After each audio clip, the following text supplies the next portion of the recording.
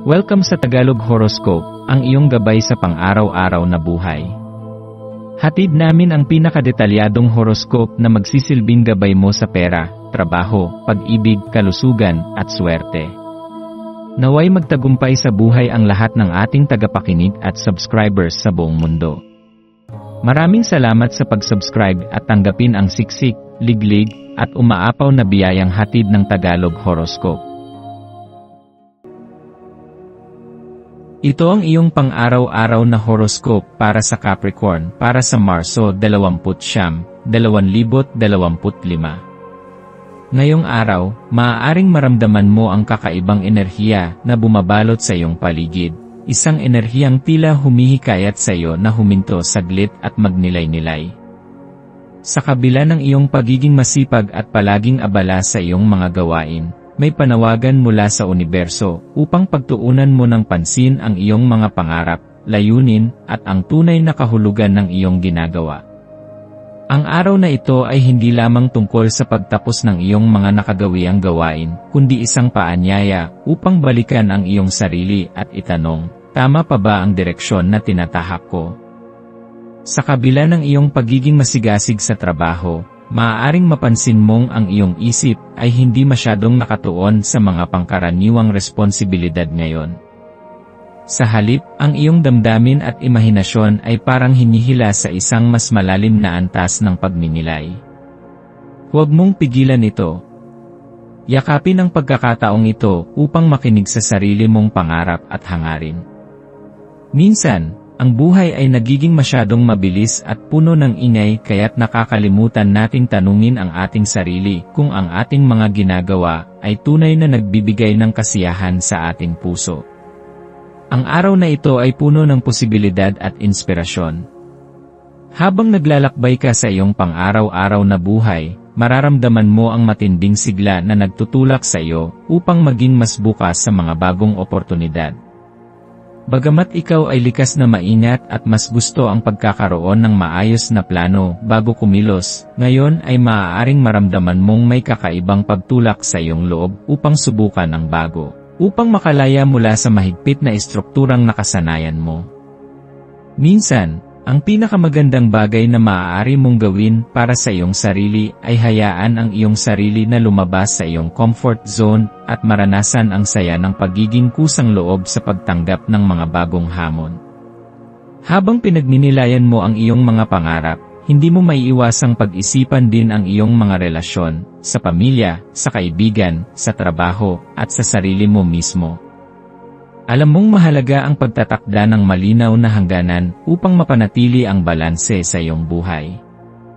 Ngunit sa araw na ito, hinihikayat ka ng enerhiya na maging mas bukas sa posibilidad ng pakikipag-ugnayan sa iba sa mas malalim na antas. Ang tunay na koneksyon ay hindi lamang nakabatay sa estriktong pag-intindi ng mga limitasyon, kundi sa kakayahang magbigay at tumanggap ng suporta mula sa iba.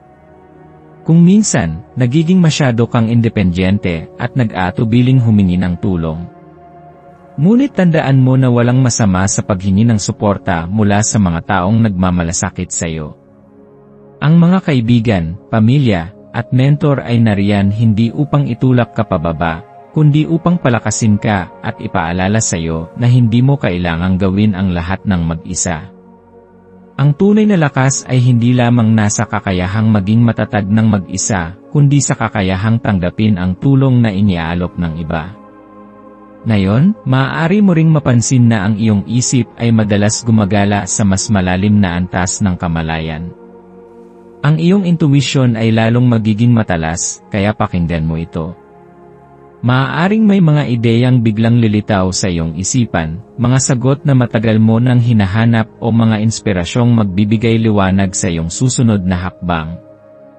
Sa halip na baliwalain ang mga ito, subukang isulat ang iyong mga naiisip o pagnilayan ang mga ito ng mas malalim. Ang iyong isipan ay puno ng kayamanang naghihintay lamang na iyong tuklasin. Ang maswerteng kulay mo para sa araw na ito ay pula. Ang kulay na ito ay sumisimbolo ng lakas, tapang, at sigla.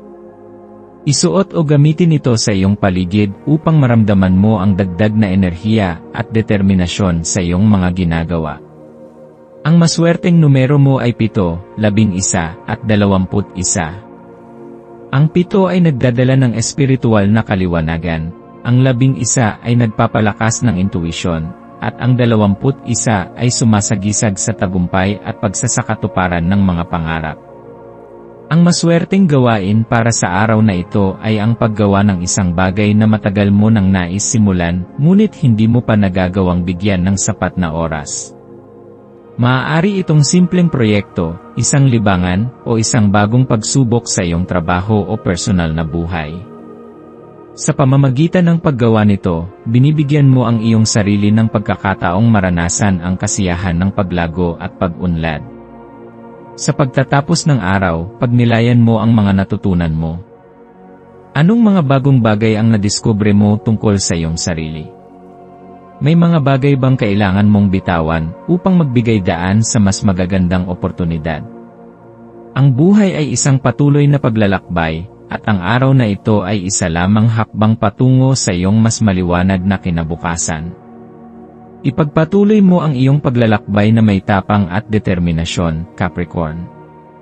Ang daan patungo sa iyong mga pangarap ay maaaring puno ng pagsubok, ngunit ang iyong kakayahang manatili sa iyong landas at harapin ang anumang hamon ng may matibay na loob ay ang siyang magdadala sa iyo sa tunay na tagumpay. Magtiwala sa iyong sarili, sa proseso, at sa universo, lahat ng bagay ay nangyayari sa tamang panahon at sa tamang dahilan.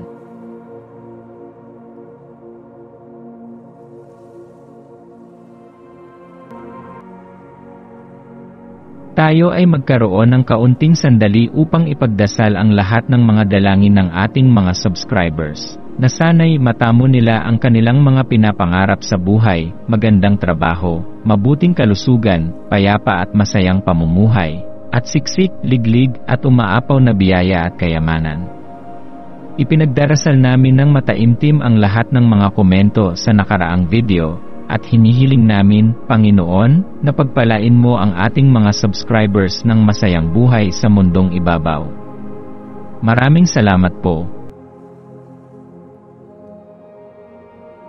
Maaari kayong mag-subscribe sa aming channel na Daily Prayer, kung saan nag-a-upload kami ng pang-araw-araw na Catholic Gospel Readings, Reflections, at Daily Rosary Reading para sa lahat ng misteryo ng araw. Tulungan ninyo kaming buuin ang community na ito at mag-subscribe na. Ang link ay nasa description box. Maraming salamat sa panonood ng iyong horoscope ngayon araw. Naway gabayan ka ng mga bituin sa iyong landas.